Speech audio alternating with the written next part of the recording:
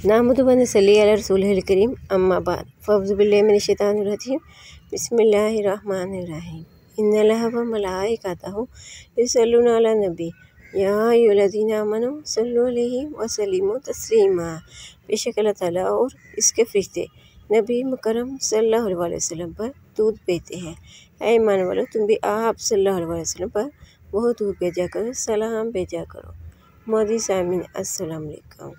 हमारा आज का मौजू है हज़रत गौसे आज़म रहमतुल्लाह अलैह की करामत।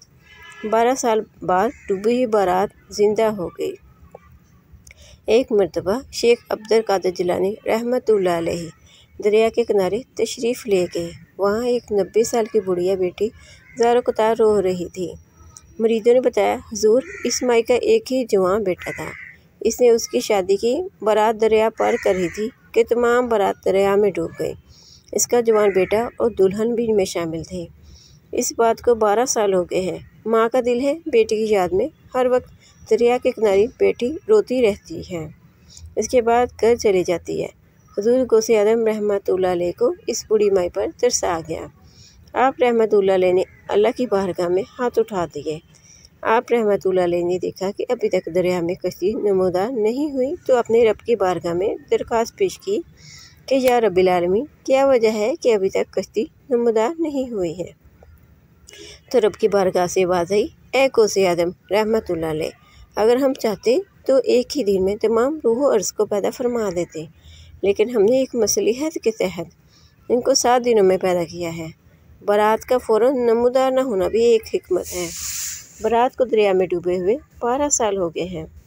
तमाम इंसानों का गोश्त समंदरी जानवर खा चुके हैं। अब ये दोबारा जिंदा पैदा किए जा रहे हैं। बस अब कश्ती नमूदार होने वाली है।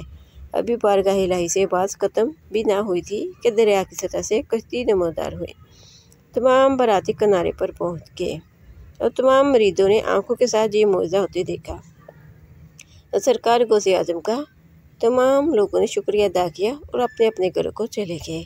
इस करामत का पता चलने के बाद बहुत से हिंदू मुसलमान हो गए। हज़रत गौसे पाक रहमतुल्लाह अलैह की इस करामत का तज़किरा सदियों से बरसगीर पाको हिंद में रहा है। क्यों ना हो, क्योंकि हज़रत गौसे पाक रहमतुल्लाह अलैह हर वक्त दुरूद शरीफ की कसरत किया करते थे और हर वक्त दुरूद पाक उनकी ज़ुबान पर जारी रहता था। अल्लाह ताला से दुआ है कि हमें भी बुज़ुर्गान दीन का अदब एहतराम करने की तौफ़ीक अता फरमाए और उनके नक्शे कदम पर चलने की तौफ़ीक अता फरमाए, और साथ ही हमें भी कसरत के साथ दुरूद सलाम पढ़ने, पढ़ाने, लिखने, लिखवाने और इसके नशात करने की तौफ़ीक अता फरमाए। आमीन बिजाहिल नबील अमीन करीम सल्लल्लाहु अलैहि वसल्लम।